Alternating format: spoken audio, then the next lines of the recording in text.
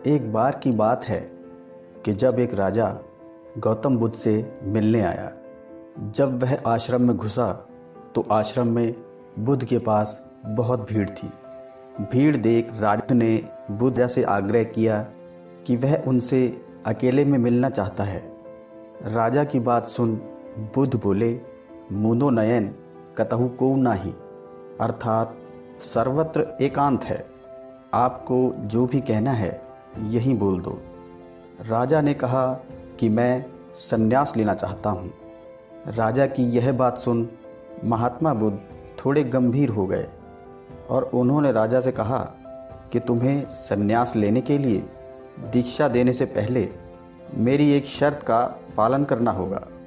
राजा ने बुद्ध को आश्वस्त करते हुए कहा कि जब दीक्षा लेनी है और संन्यास्त होना ही है तो हे महात्मा, आप जो बोलेंगे मुझे वो सभी शर्तें मंजूर हैं। बुद्ध ने आदेश दिया और बोले कि ठीक है, अपने कपड़े उतारो, जूते उतारो और नग्न हो जाओ, और इसी अवस्था में अपनी राजधानी के राजमार्गों पर तुम स्वयं को जूते मारते हुए चक्कर लगा कर आओ। बुद्ध की बात सुन राजा ने वही किया और वह नग्न होकर स्वयं को जूते मारता हुआ राजधानी की सड़कों पर दौड़ने लगा।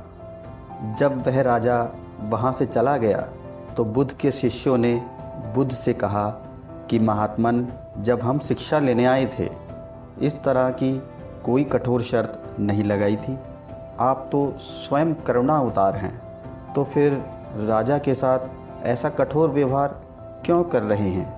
बुद्ध बोले कि जब तुम लोग संन्यास लेने आए थे तब तुम लोगों के अहंकार बहुत सूक्ष्म थे, इसलिए तुम सबसे द्वार द्वार भिक्षा मंगवा कर ही काम चल गया था।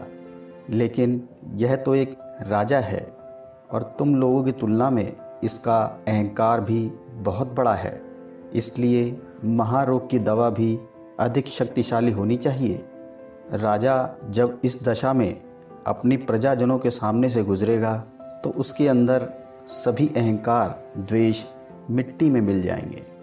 बुद्ध के कथनानुसार राजा ने शाम तक शर्त पूरी कर ली और बुद्ध के चरणों में आकर बैठ गया और हाथ जोड़कर कहने लगा, भगवान, मुझे दीक्षा देकर अब तो संन्यास्त करें। बुद्ध उठे, उन्होंने राजा के सिर पर मुकुट रखा और कहा कि अब तुम्हें संन्यास लेने की ज़रूरत नहीं है। अब तुम जाओ और स्वामी भाव छोड़कर एक सेवक की भावना से राज्य करो, क्योंकि अब तुम राजा नहीं राजश्री हो चुके हो।